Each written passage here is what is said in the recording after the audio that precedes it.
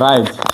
So tiri ipapo todaita zvinhu zviri simple ndizvoka.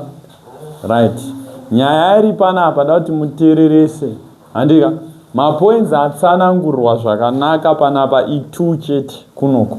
Ndeiyi neiyi ndo yalingwa ndo paburitswa kunzi sei tiri kuti prophecies ziniki to Israel zviri clear.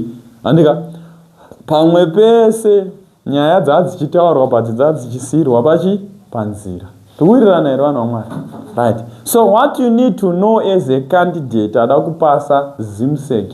Kana question yauya, in this case we have been given a question which is saying prophecy was unique to Israel, discuss. So in this case we are going to argue for and against the given notion, whereby we are going to stimulate on the affirmative side that prophecy was unique to Israel. In other words, we are saying prophecy originated in Israel. It is an Israelitic phenomenon. Then on other end, candidates are going to explain that the prophecy was not unique to Israel. It was a borrowed phenomenon. So in this case, nyaya dzese dzalistwa apa ndedzechokwadi, but the explanation many candidates ndo yavanofeila kuexplora kana kuti ndo yavanotadza kuti vaburitse zviri clear kuti why are we saying kuti prophecy yakatangira kuIsrael. The first issue inoitwa nemi macandidates akawanda, mune pfungwa yekufunga kuti kana zvanzi prophecy originated in Israel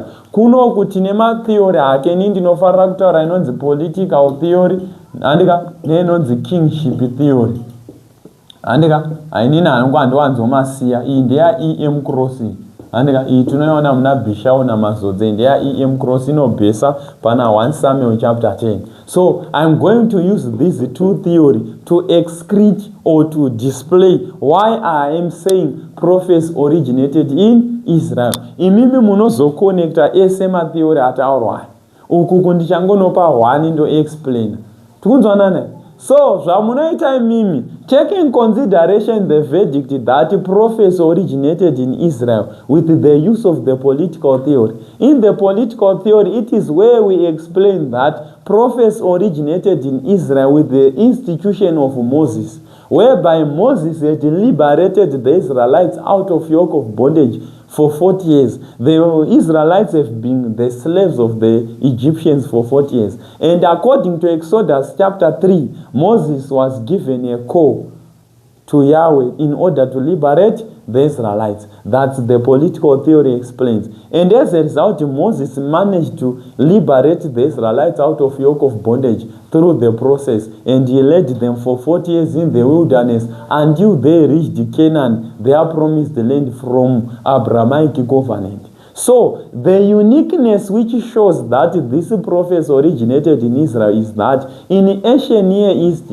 we never witnessed a prophet who was sent by their gods to liberate their people from other foreign nation or from enslavement. That's why we say prophecy originated in Israel. This is the clear explanation inoburitsa kuti wati prophecy iri unique kuIsrael papi. Iwewe ukangoexplaina nyaya ukagumira muzira unowana 13 sezvaitwa naRaja. Wanga achiruma saka unowana 14 13 chi, but ukadai every point yawa explainer wotibuditsira kuti zvasiyana papi. Uchipa mavhesi uchipa machi zvanga achiita anoona kuti panga achipa vhesi ori explainer zvokubuditsa justification, but paroda kuzoexplaina kuti sei wati theory rako riri kusapota Israel. Noti kune vanhu vakaita sana R.E. Brown, vanhu vakaita sana E.M. Cross, mascholars vana vachiti prophesy inotangira muIsrael, vana Jeromes, vana what. So we need to justify our point.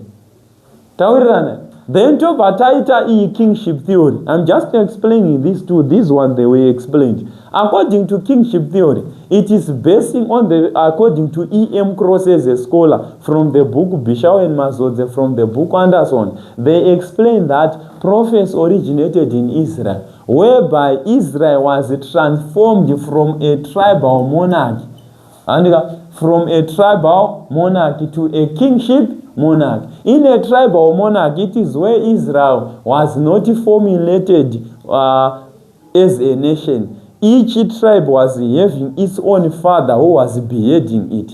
But according to 1 Samuel chapter 10, it is where we observe that Samuel anointed Saul as the first king of Israel. Are we together? Then in the ancient Near East, we never witnessed a king who was anointed by a prophet for the first time. They were already having their kings. And it is this justification of this theory which says that prophets originated with Samuel when he transformed Israel from a tribal league into a kingship league. Ndo zvinobuditsa kuti prophecy yanga iri unique ichitangira kuIsrael. Wa-explaina zvinhu zviri clear, zvine evidence, zvine mavhesi.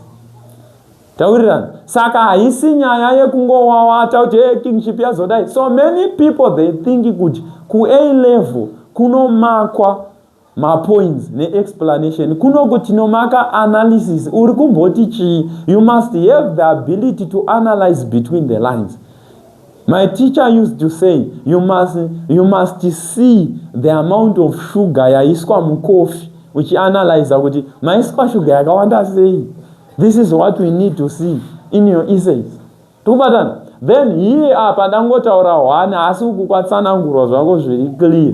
Taking note of the legend of Wen Ammon. Many people they think kuti kana uchida kuburitsa issue ya Wen Ammon, you be explaining kuti Wen Ammon he visited Phoenicia and he from Egypt and he wanted to build the temple his own God. No, that's not the issue in oburitsa kuti prophecy unique ku ancient Near East. The issue in oburitsa kuti prophecy unique to ancient Near East. It is the fact that when Wen Ammon arrived at the place where he wanted to purchase the timber to build the temple for his own god Amun-Re, what happened, the prince ignored him. And in that jurisdiction or in that juncture or atmosphere, what happened is that there was a certain seer who was living at that place. He started to rebuke the prince for he had ignored Wen Ammon. So when he interfered in the conversation, the seer prophesied ecstatically why Wen Ammon had arrived. And it is said that the seer had prophetic authority number 2. And he was a prophet, for he managed to prophesy why Wen Ammon had arrived. So we have got 3 prophetic characteristics in which we have witnessed from the seer, in which also the Israelite prophets had the prophetic authority to denounce the kings. And they have copied it from ancient Near East, because by the time when Ammon arrived in this area, it is said by a biblical archaeologist, the Israelites were still under the yoke of bondage in Egypt, while in that Egyptian country or whatsoever, there were also individuals who were building their temple for their own gods. And we witnessed in ancient Near East, there were also prophets who were already prophesying before Israel was established. In this case, the Israelites vanga vachiri munhapwa, while kwatovana prophet ari kutobatsira vanhu, ari kutotaura ecstatically, but kuma Israelites vari munhapwa. Before Moses was there, kwanga kusina prophets, because we believe we are now venturing in the issue yekuti the first prophet in Israel ndi Moses, kuchizouya vamwe. Mukunzwa? Saka tichishanda neverdict iyoyo takuti ma-Israelites vakakopera prophecy kupi ku-ancient Near East, nekuti uku patiri kuona Wen Ammon achiprofitwa kuna king achitaurwa naye ku-ancient Near East uku kutori nemaprofeti kudhara, kutori neking, kutori nekingdom. Israel haiko. Handiti? Ndonawo dziripa. Saka ndoma explainer raunoita each and every point. Sezvazoitwa apa pa legend of Zimri, pakanzi I am God who made you king. If you obey me, I will bless you. The king obeyed the uyandika. Izvi zvakaitika ku ancient Near East Israel sati yako. Takazozviona papi. Elijah was now confronting King Ahab. But already ancient Near East kwatovako kudhara na Elijah vakatozouya makings atodenouncewa nemaprophets kudhara. Saka vakatoba prophets. Saka question yakapusa. But the reason why Zimsec ichiramba ichiunza question every day, vana vagone kuiansa. Saka mimi muchiti give shiri avana avaianze vachiita nenzira yandikutaura. Ndizoka.